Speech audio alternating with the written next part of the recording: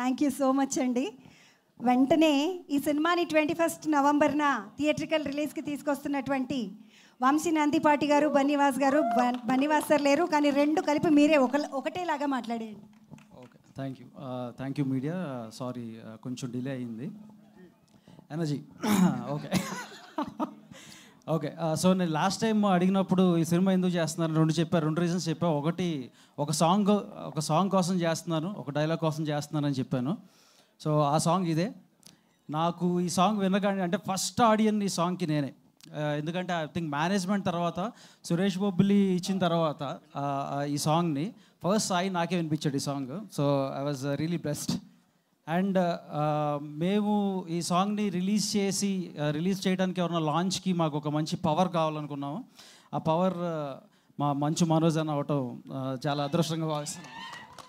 So అంటే ఒక main ఒక 2 రీజన్స్ ఉన్నాయన్న అసలు. అంటే ఫస్ట్ ఏంటంటే మనోజ్ అనికి ఆయన చేసిన ఆల్బమ్స్, అంటే ఆయన చేసిన మూవీస్లో ఆల్బమ్స్ అన్నిటికి కూడా ప్రతి సినిమాలో ఒక చాట్ బస్టర్ ఉంది.